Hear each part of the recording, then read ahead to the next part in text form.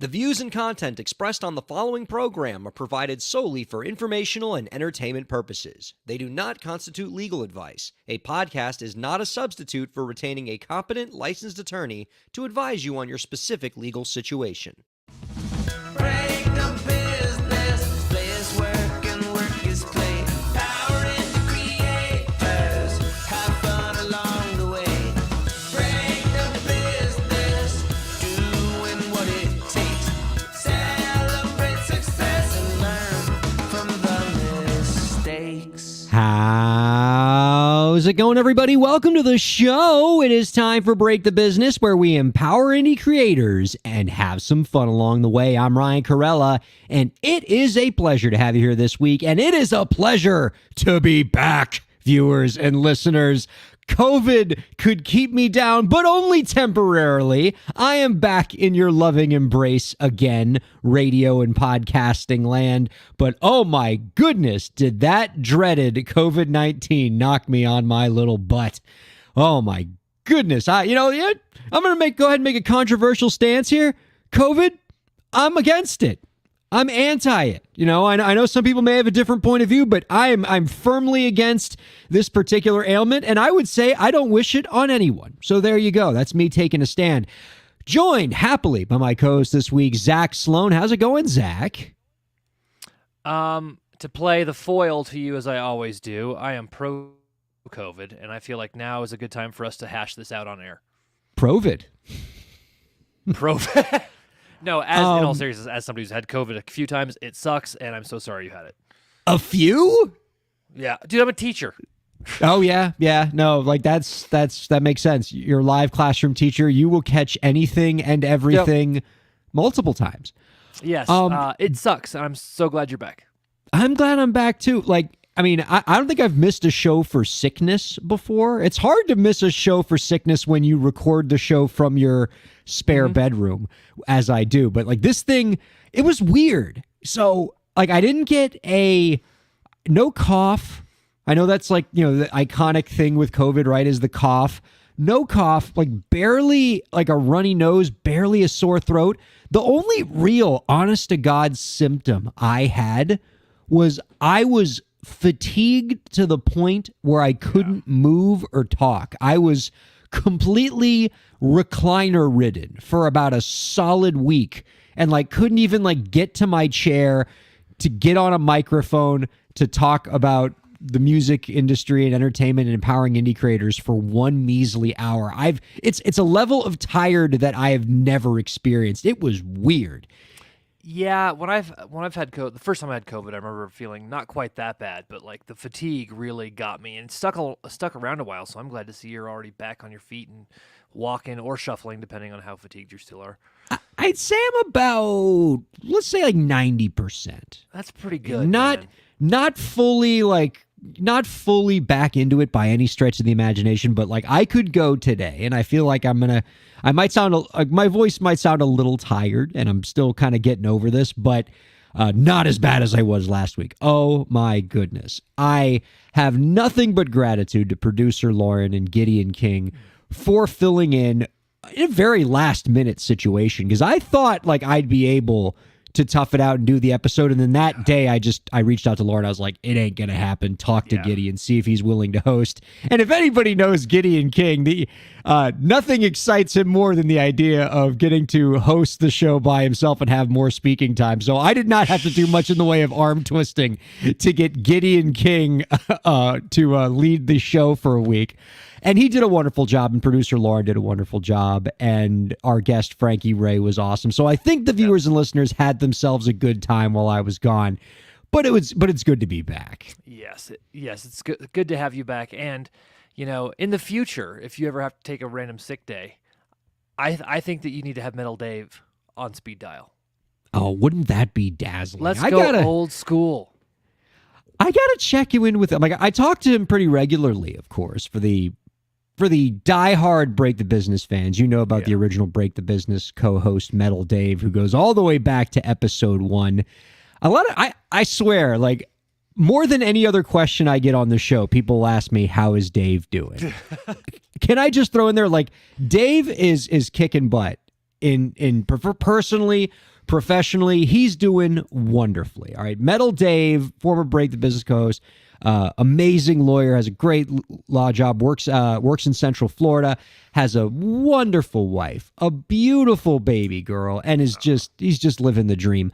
I want to see if we can maybe sashay him back towards a Break the Business appearance again. I see producer Lauren giving me the 400 signal, saying perhaps we bring him back for episode 400. I'd be down for that. I have no objection to that. And since I have planned literally nothing else for episode 400 yet, even though it is fast approaching, having Metal Dave fill in some of that time makes a lot of sense for me.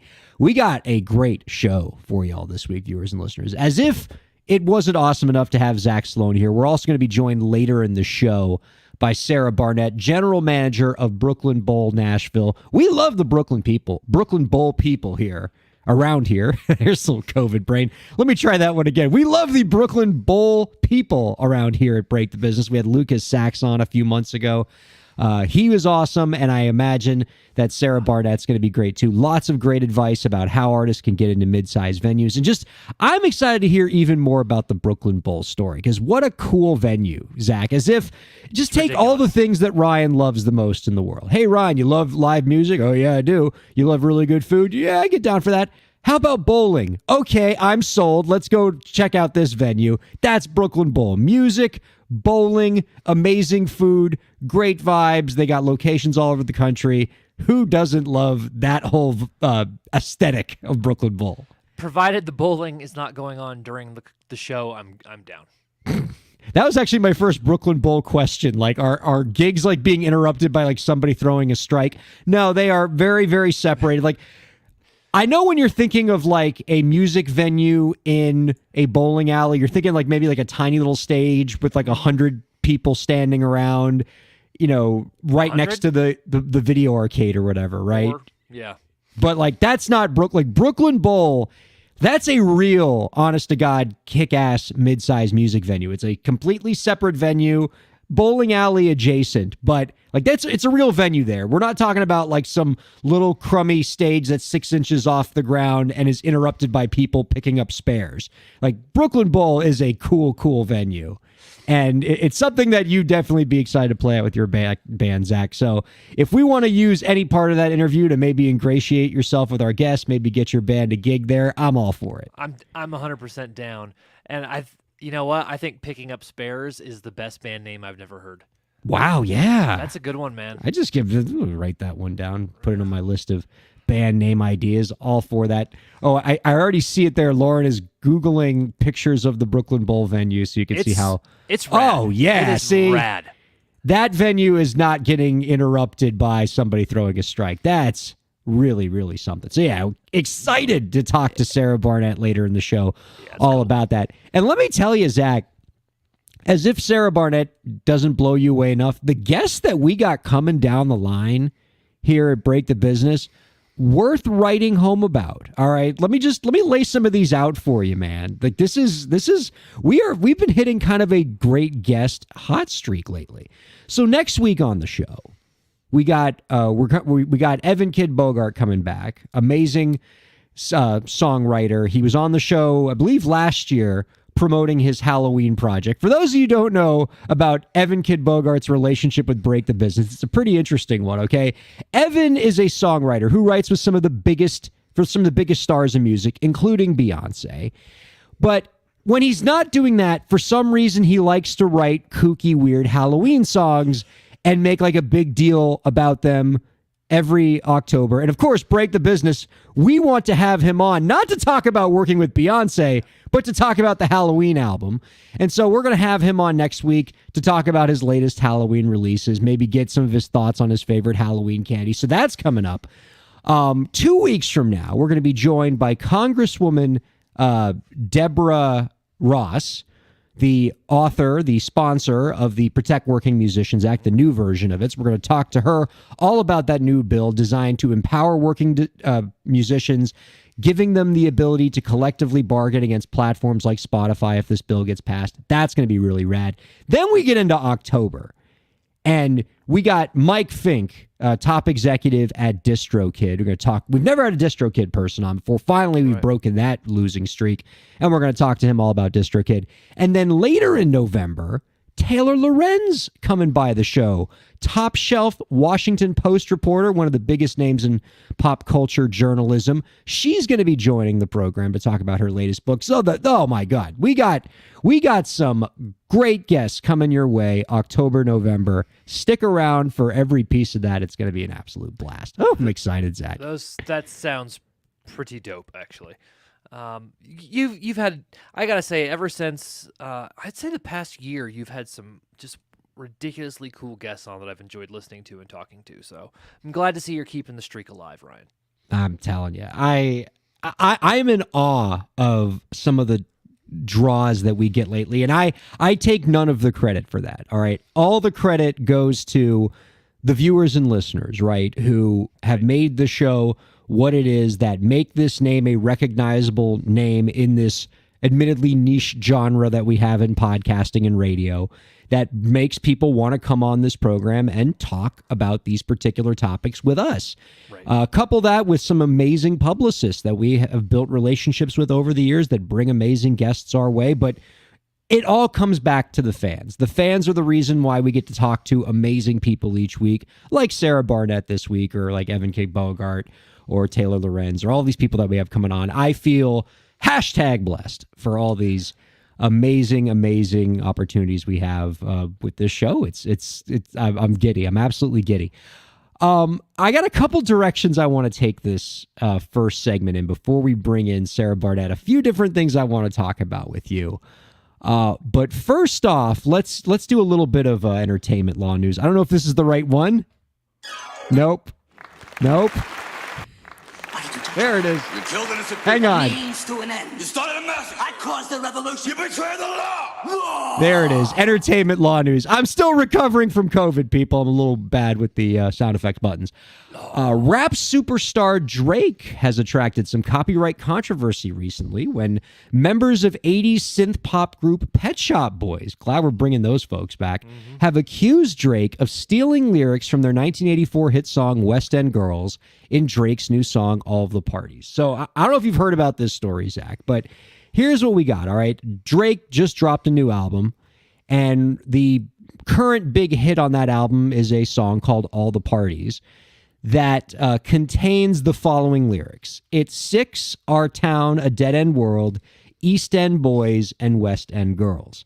If you are any kind of 80s synth pop fan, you might think, boy, that sure sounds like a Pet Shop Boys song, specifically the Pet Shop Boys song West End Girl, which famously has the lyrics in the chorus, in a West End town, a dead end world, the East End Boys and West End Girls. And so Pet Shop Boys did not expect for Drake to have similar lyrics in his song. In a post on their official X account, Pet Shop Boys said, quote, "Surprising to hear Drake singing the chorus of West End Girls in the track All the Parties on his new album. No credit given or permission requested." So Pet Shop Boys just said straight out, we got jacked. We did not endorse this. We were not co-writers on this. We don't know why this happened, but it's a big problem now. Currently, Drake is listed as the only credited writer on the All the Parties track. And honestly, Zach, in this day and age, when we know, like I feel like we've had stretches where like not a month goes by where we don't do at least one story about there being a copyright issue. And you have an artist like Drake who presumably has a non-zero number of lawyers circling his career at any given time to give him advice. How does a lyric from a song just get put into a song and at no point a lawyer doesn't go, hey, we should probably get that cleared before we put that right in your song? Because, yeah, you can't just take another artist's lyric, particularly one as iconic as that one, and just put it in your song without getting permission. It's pretty clear copyright issues. It's puzzling, man. Like, somebody had to know. And even right? the melodies are similar, Zach. Like, it's not like, oh, okay, it's coincidence because maybe the lyrics are kind of the same, but otherwise it's different. No, even the melody, the rhythm, like, it's pretty clear he was trying to evoke the Pet Shop Boys lyric. It's weird to me because, like, on one hand, there's only so many rhymes in the English language or any language, right?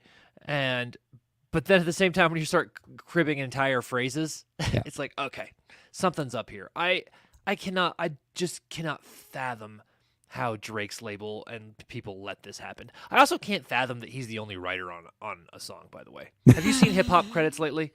They're like 14 people. It's cool. It's usually, yeah, I've had to. Nothing is more annoying than when you are like repping the songwriters on one of these rap songs and then it gets used in a TV commercial and you have to go chase down a dozen different publishing companies to get all of them to sign off on the sync placement. It is a nightmare. Yeah, I was pretty surprised to see a single writer on this track when there at least should be more than a few Pet Shop Boys listed on that writing credit. Look, when it comes to copyright infringement, right, our show is always let's stop being so damn litigious about copyright infringement. There's too many copyright suits out there. There's too many frivolous suits out there. We're always that show. Yeah. And even our show is going to be the first one to say, you can't do what you just did here, Drake. Like, pretty clear copyright infringement situation. This is so different than like, oh, it's the same chord progression. This is light years away from it. And I know I've said this twice. This baffles me how it happened. Yeah. This is not Ed Sheeran and Marvin Gaye, similar chord progression. This is not Taylor Swift using a very common piece of street slang like hate is gonna hate and assuming that like one songwriter owns a monopoly on that. This is a pretty unique, set of words with a pretty recognizable melody that was used without any sort of licensing. And that is copyright 101. And I don't know how something like this gets cleared. And I assume it's only a matter of time before this gets fixed, right? Before, Pet Shop Boy lawyers talk to Drake lawyers. And suddenly when you check the songwriting credits on all the parties, you're going to see the Pet Shop Boys on there. But unforced error. It's so dumb. It's so dumb. But yeah, I would like to reiterate the biggest concern is that there's only one writer on a hip hop song. That doesn't seem possible to me. That's red flag number one, Ryan. Well, not the most colossally bad mistake I came across this particular week. Oh, no. Zach, I want to bring a story to your attention that, is going to speak to you as a teacher, as a public school teacher. I mean, look, he's already got like his your hoodie on. You're kind of worried about this. You should be. This is a cringe moment. Like, this is a how could a teacher let this happen moment. Okay.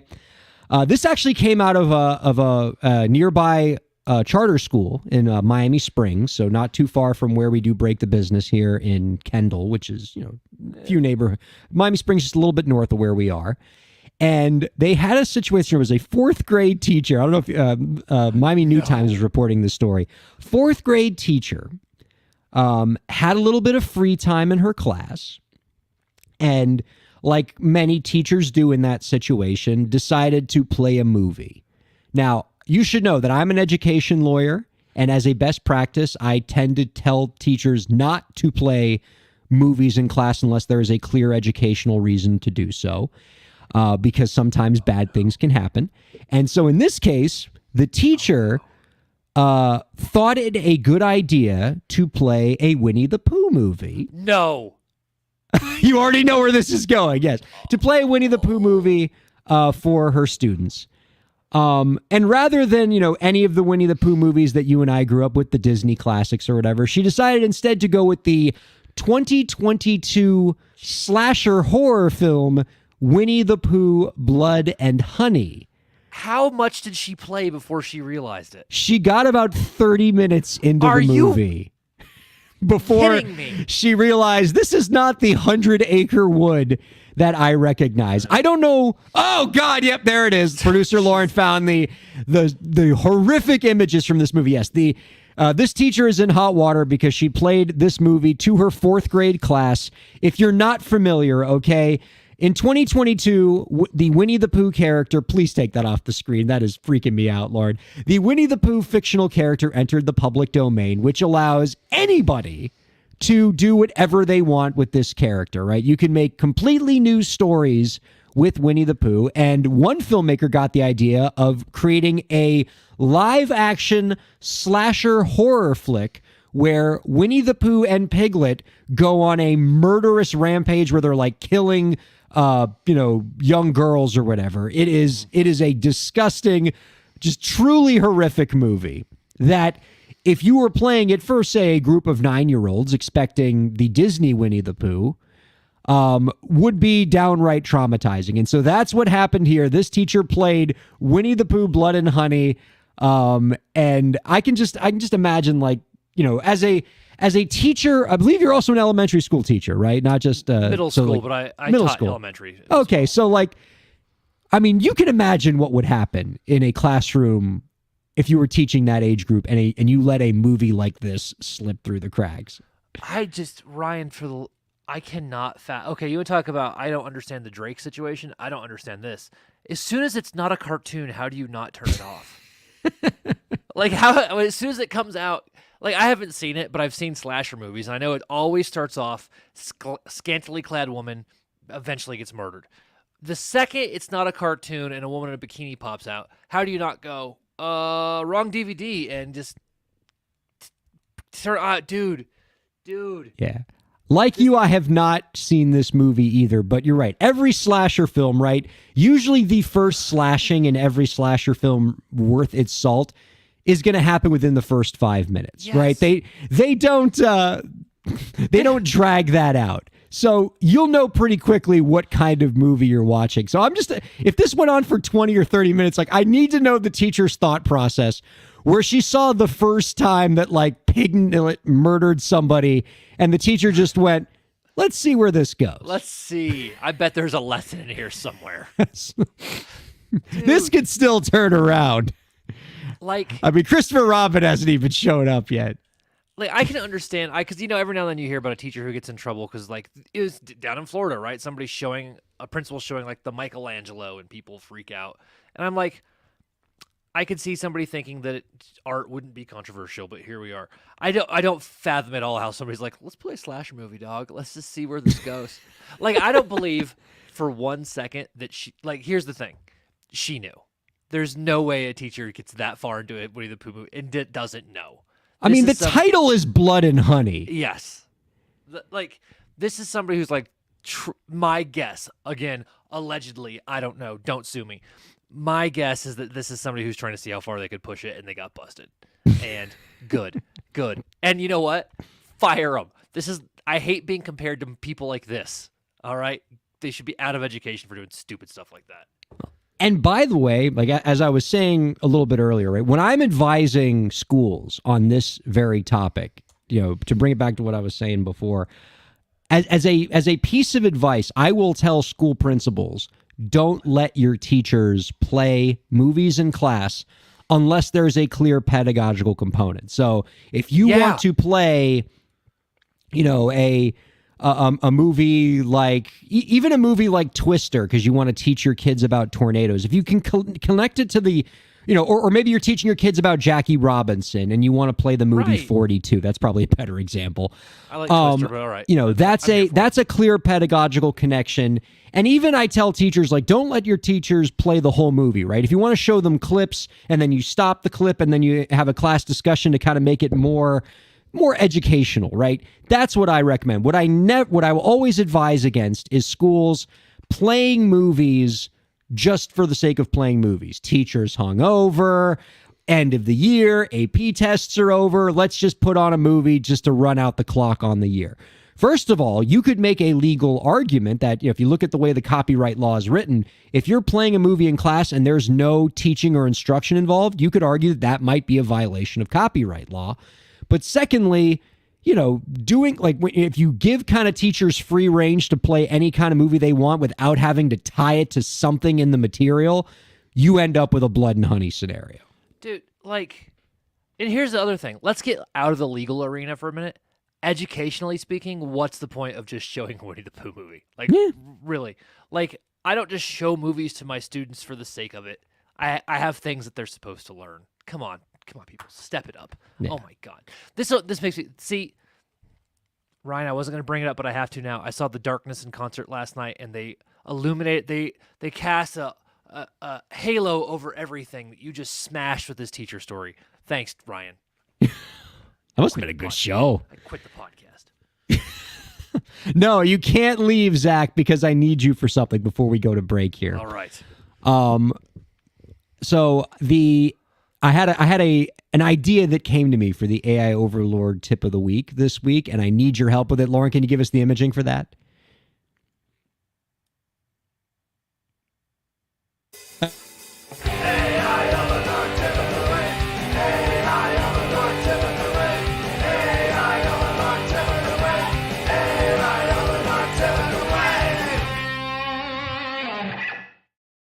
All right, what happened there, producer Lauren? I'm allowed to make mistakes. I'm still recovering from COVID. What was that?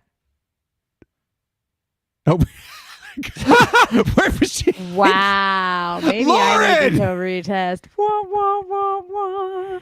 I moved it, and so like I went to where it was, and it wasn't there. Because you moved it. Because I moved it. Not to mention, like it's on my stream deck. I could go boop. But no, I had to make things complicated. So for me to not delay anymore, I'll let you guys continue with this. It's that kind of professionalism that makes Sarah Barnett definitely want to stick around for this show and not at all consider leaving before her interview. So in honor of this week's AI Overlord tip of the week and acknowledging the fact that some of our best AI Overlord tips of the week have come at the hands of availing ourselves of Zach Sloan's acting chops. What I have done this week is I asked our AI overlord, ChatGPT, to give us a tip of the week, but in the form of one of those audio engineers from those, cliched music, A Star is Born kind of movies where the audio engineer, like where the vocalist is singing the song and then the audio engineer stops the tape and then hits the intercom button and talks to the vocalist in their booth to give them like a pep talk before they do their next take. And I would imagine, Zach, as a music producer, you've had to give this pep talk many times in many different versions. So I figured let's have ChatGPT write a script for Zach doing like the smarmiest, most cliched music engineer producer giving advice to an artist in a movie in the form of our tip of the week this week. And do you have the script there, Zach? Oh, I'm ready to go. Of course you are. All right, the floor is yours. Let's make magic happen. All right, and Oh, he's even acting it out. That's great. makes for great radio. All right. Just hit the brakes for me. Hang on. No, just a moment. Listen, you're diving into something special, but there's a tune in my head that says that we can do even more. Sorry, I've been twisting these dials for decades. Wait, how old is my console? I've been using these sliders for decades. And if there's one thing I've learned, is that tech can't do all the heavy lifting. Just lend your ear for a minute. I've got a real deal piece of advice for you. Your voice, baby. Baby! It's got power, emotion. It's a story waiting to be unfolded in every note. But your skill needs to be refined, like tuning a vintage guitar or a violin. Listen, you get what I'm saying, okay? It's all about practicing with intent. Shh, hang on.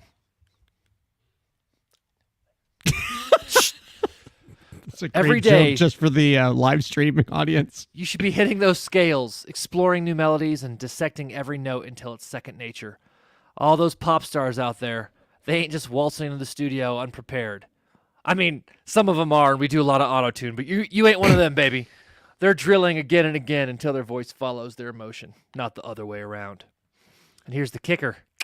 As you practice, record yourself. I'm serious. Use that smartphone of yours and record every session. Listen back. Not to admire. I mean, you can admire a little, but analyze. Find those tiny hiccups, the moments where the emotion wanes, and correct it the next time around. So it's not just about your vocal prowess. It's about becoming a technician of your own tool, your voice. So when you step into this booth, your emotion, the technique, they're dancing in sync, creating something truly timeless. Go get him, Tiger.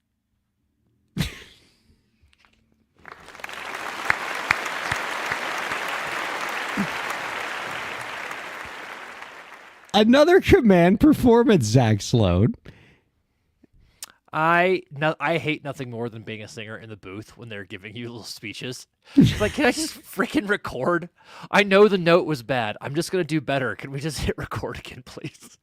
Are you now when you're in that moment as the engineer, right? And you're doing this in the real world, do you do the thing where like the worse the take, the more that you feel like you have to give them praise? It's like a complete inverse relationship kind of thing between like how much you have to praise them like compared to how terrible the take was, or are you honest?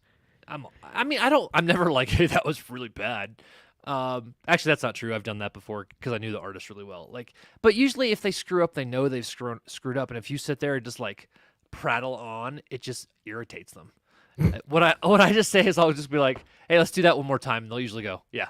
And then you move on. If they need a pep talk, take them out of the booth, bring them in, give them some tea, it may just be fatigue, honestly. Give them a minute, just chill. That's usually the pep talk they need. The whole over the top, you got this, is mostly annoying. You can do this. Yeah, people don't usually like that crap. So just keep it chill, people. There you go. Another excellent performance from you, Zach Sloan. Thanks very, very much. All right, let's take a quick break. We're going to be joined by Sarah Barnett from Brooklyn Bowl next. Keep checking out Break the Business. Ryan Kairalla here. I hope you're enjoying the show, and I hope that you're getting a lot out of it.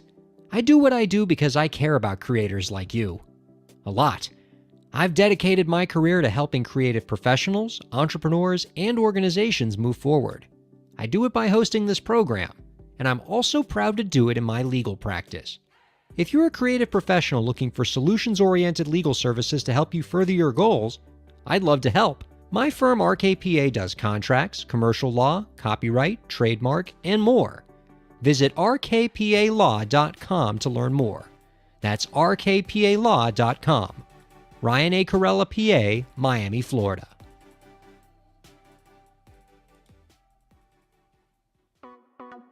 Streaming services for Break the Business provided by LEK Entertainment. LEK Entertainment is a full-service entertainment company offering everything from consultations to full-scale events and productions, including audio and video productions, voiceovers, staged theatrical productions, script and music development, and streaming services. For more information, visit lekentertainment.com. LEK Entertainment wants to help you bring your story to life.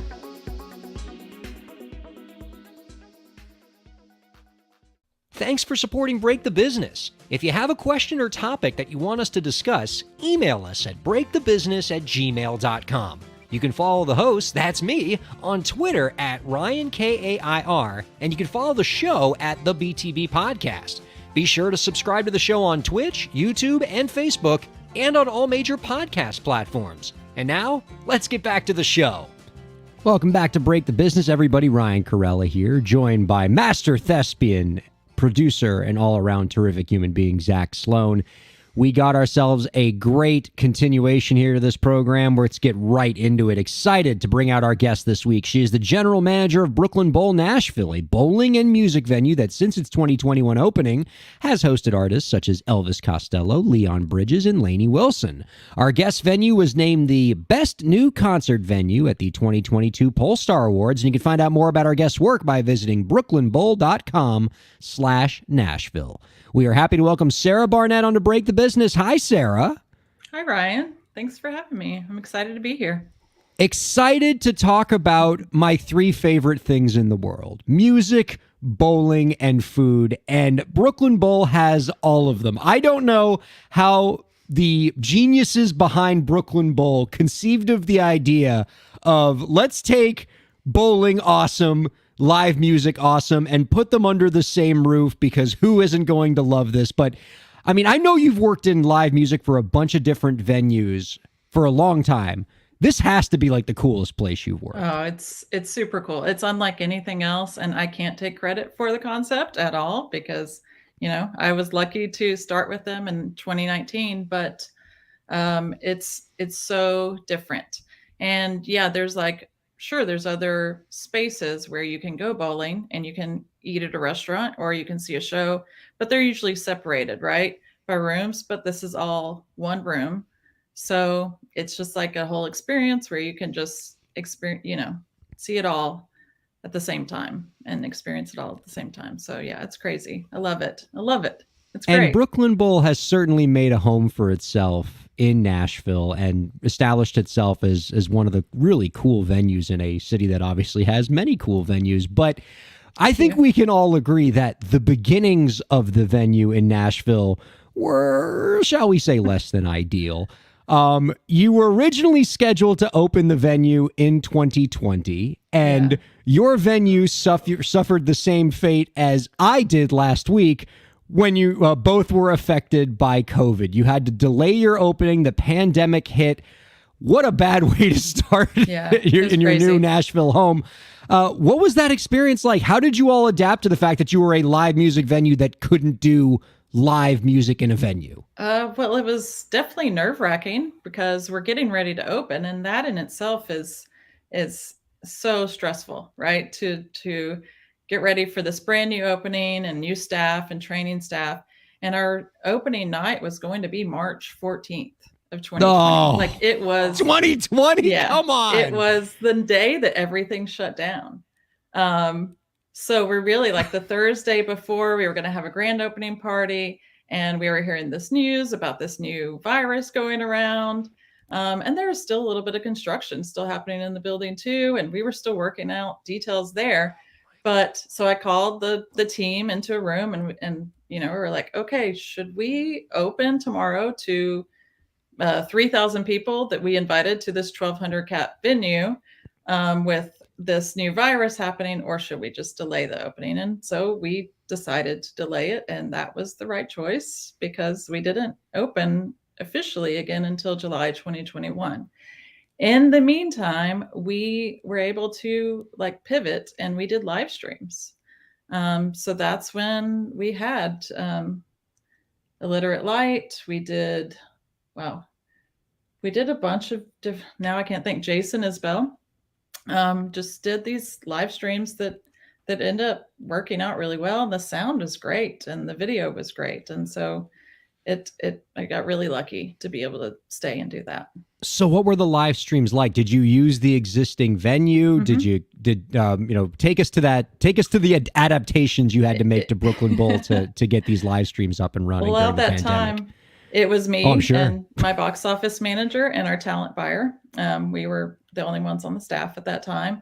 And we were able to bring back the production manager temporarily, and then his staff too for these. But it wasn't consistently. It was just when we did a live stream, he would come back and bring the staff. So it was a very, very small group of people. We had to be really super, super safe, make sure everyone was wearing a mask, make sure we were testing everyone. So going through that at the same time too, that we were doing this, and they were just playing to an empty room, and where everyone is masked up, everyone's more than 6 feet apart, except for the people on stage.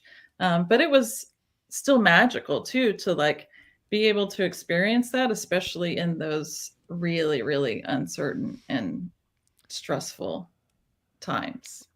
I mean, the whole beginnings of Brooklyn Bowl Nashville is just one adversity overcome after another. You spent your entire 2020, going through a pandemic when you couldn't physically open. And then finally you get open, and now you have to get back to what the original challenge was, which was successfully integrating a venue with New York roots, with the name Brooklyn in the title of the venue, into the Nashville music scene, which I imagine probably had some amount of skepticism to welcoming a venue that had the name Brooklyn in it. So what was that integration process like? What did you do to bring this brand, which has locations, obviously outside of Nashville, but to integrate it into the Nashville scene? That was definitely a huge challenge for sure. I'm from Nashville. I'm a local gal.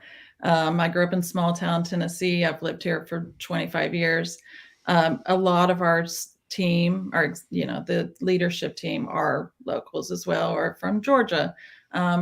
We didn't want to be, the Brooklyn or LA coming to Nashville and trying to take over and change Nashville. And we know better than that. And definitely the owners knew better than that as well. And we just tried to let it be known that we are run by locals, and we have the community in our hearts and our minds. We try to do local shows as well. So it's definitely it was definitely a challenge, but I think we're doing okay navigating that right now. It's taken some time, but we're letting people know who we are. Well, and in terms of bringing artists into your venue, I would like to shamelessly introduce you to my co-host, Zach Sloan. Now, a few things you need to know about him. Obviously, you can just tell from looking at him, all right? Killer smile, great head of hair, and just all around wonderful human being. Mm-hmm. What you won't know until you Google him a little bit, dynamite musician, great band, great producer, plays all over the country, and it's just a really amazing sound. Now, I know from talking to Lucas Sachs, who does booking for Brooklyn Bowl. We had him on the show a few months ago. Mm-hmm. We know that Brooklyn Bowl has a very accommodating attitude towards giving opportunities to independent musicians. It's not just about bringing in the big name artists into your venue. So for somebody like Zach, who perhaps might be interested in playing your venue, but maybe doesn't have the booking agent and some of the trimmings that one might have with big name artists, do you have any advice for those kind of artists on potentially playing a venue like yours someday? What do you look for when you're when you're considering an unknown artist for your venue? That's a good question, and I don't think I'm qualified to answer it because I'm not the talent buyer, but we do look for different, different artists, right? And we'll do anything from country to R&B to indie rock. We have an amazing talent buyer in-house who listens to every single artist that is sent to him. So if you send an email to Nashville Booking at brooklynbowl.com, Rick Poss is going to listen to it, and he will put it in a spreadsheet and be like, this would be perfect for this would be perfect support for this kind of show, or this would be perfect for our patio. And he really, really cares about music, and he cares about the people.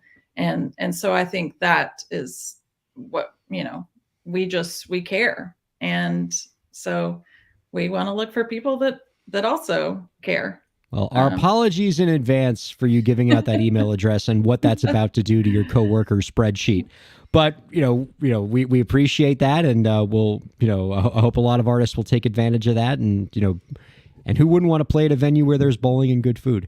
Let's bring things back to you again, Sarah, because your story is a really cool one. As you said, you've run several venues in Nashville. You got the Nashville roots, the Tennessee roots, and I'm fascinated by somebody who can rise up and get ahead and achieve great things in a field like running venues, one that tends to be male dominated.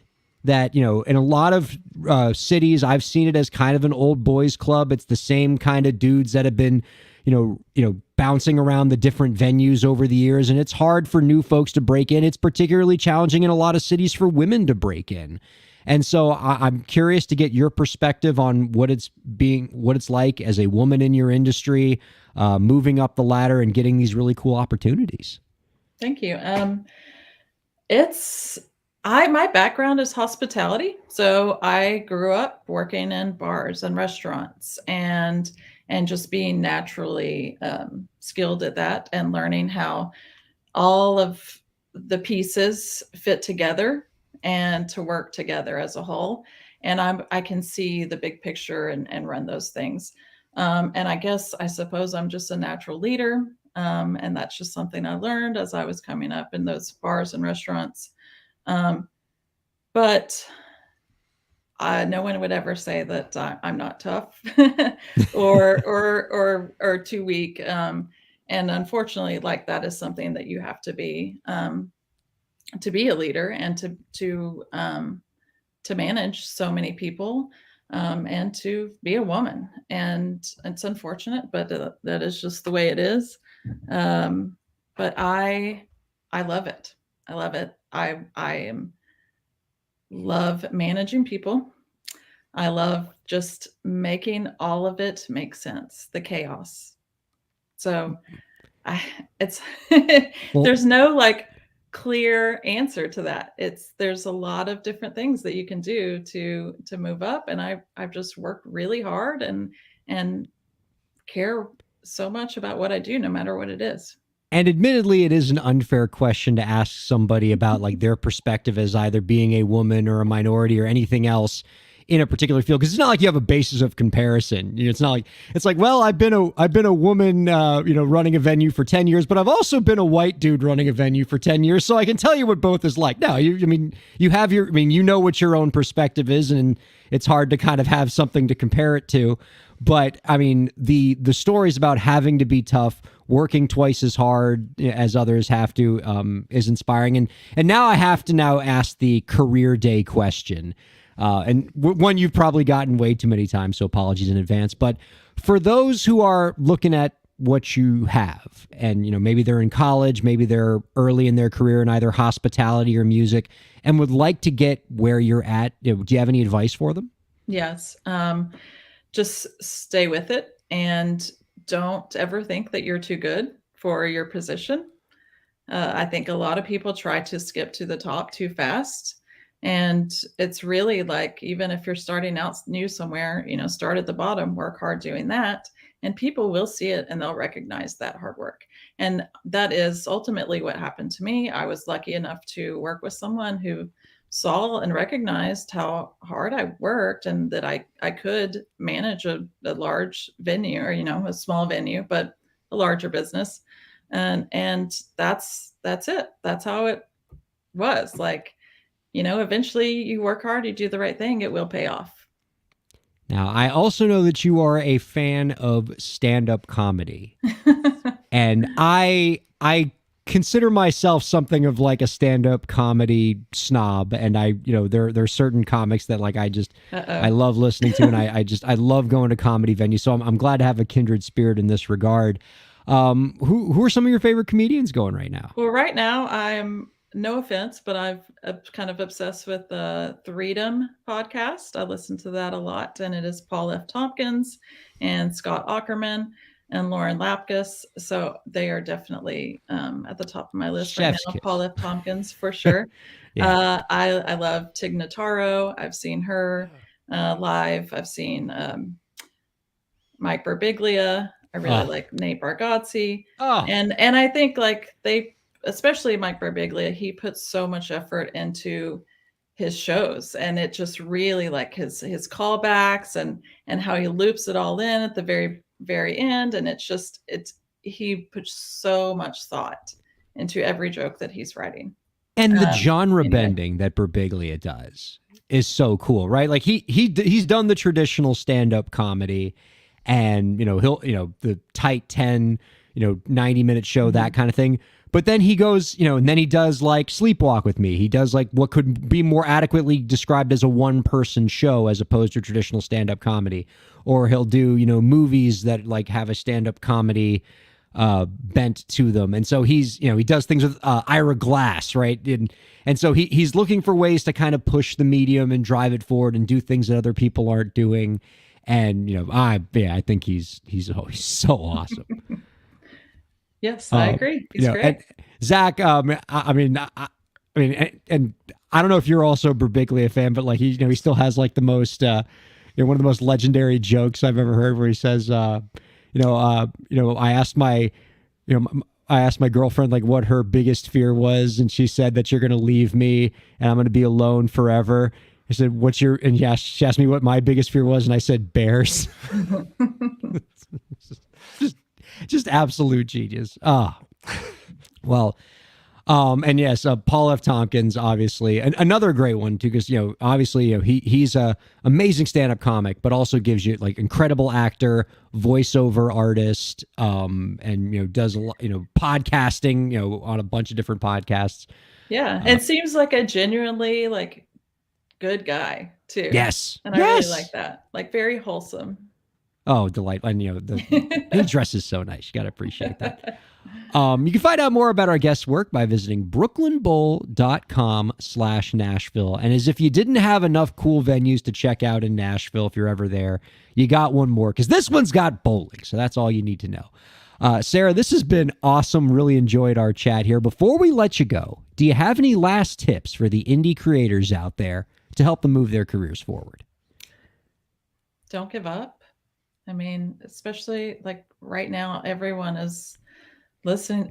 It's just music is everywhere and it's so available, which is wonderful. It's so yeah, don't give up. Just keep going. There's people out there that are going to love it. Sarah, this has been a slice of heaven. Thank you so much for joining us this week. We had an absolute blast. Don't be a stranger. We'd love to have you on again real soon. Yeah, thanks. Sarah Barnett, everybody. I love the Brooklyn Bowl people, Zach. I mean, Lucas Sachs was awesome. Sarah Barnett is awesome. I mean, I kind of just want to go. I want to be like one of these, people that follow the Grateful Dead and just start going to Brooklyn Bowls all over the place, because I feel like I'm going to have a great time at every single one. Well, I got to tell you, I was hanging out on their calendar. And a friend of the podcast, Andy Frasco, and the UN are going to be playing there in November. Hey. Owl City's going to, they pull in some exceptional acts. So, and also I want to shout this out. Their ticket prices are super reasonable. If you want to see a cool show at a great venue and see some good music, I don't know if you're going to beat this in Nashville, honestly, because I was doing some comparing behind the scenes, and this looks legit, man. And your band's going to be playing in there like at least within 6 months, I'm guessing. So, I mean, that's another thing for people to look forward to. You know it. I'll We're manifesting it. We're willing it into existence, Zach Sloan. This has been an absolute treat. What a great, good time we've had. Producer Lauren, if I could bring you back here one more time. I do want to play. We do have a musical guest that we want to perform. We want to play. We have an artist named Eric Hunker who's going to be playing we're going to be playing his latest single, When It All Ends, off of his upcoming album, Beautiful Endings. But before we play that, I wanted to give you a quick moment to talk about what you're doing this coming week with Rockers on Broadway, because it's so cool. Oh, on Monday. Oh, now I have to remember the website. I think it's rockersonbroadway.org or Path Fund. Look up one of those. It's our 30th anniversary for Rockers on Broadway. There are still some tickets available. This year we'll be honoring Melissa Etheridge. Super excited about that, but it's a great opportunity for the Path Fund, which is performing artists that help. And it's an organization that does a lot of work with other organizations and goes out to outreach into schools and works with kids that are hopefully Broadway bound, and brings together rock and roll artists and Broadway artists. And it's just a really, really wonderful time. And tickets range from hundreds of dollars to sit in the front with the VIP people to, I think reasonably $20 or $40 to be in the room in a lower end. And it's a lot of fun. So if you happen to be in Manhattan, we will be at Sony Hall on 46th Street this coming Monday. So check it out or follow up afterward and just watch how awesome it was. Rockers on Broadway does have an album out now too, talking about indie artists and indie albums. You can check out our artists from live recordings from our past shows. So check that out.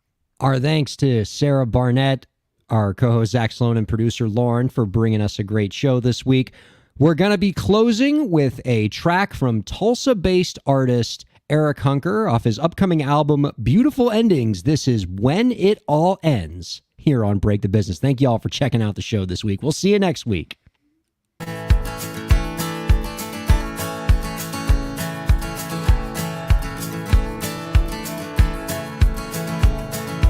There's a kind of peace moving every couple years, packing up and finding a new home.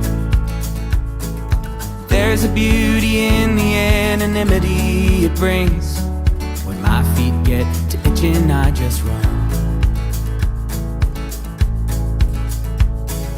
All my friends have stopped inviting me to where they are, figuring I'll just be on the road. It's not that they're wrong, it's just that I wish it were different. But hey, the plane is boarding, time to go. Oh, call out all you who wander, seeking beyond wherever you've been. Write your life like it's a screenplay. What will the words say when it all ends? There are mornings I wake up and don't know where I am. Another city I'll be leaving soon. But in between the planes and cars are strangers who became a part of all the homes I'm building on the moon. We're all told that life's a game of compromise, and in many ways I suppose it's true. But I just can't quite swallow bitter pills or safer roads now that I have walked the other route. Oh, call out all you who wander, seeking beyond wherever you've been. Write your life like it's a screenplay.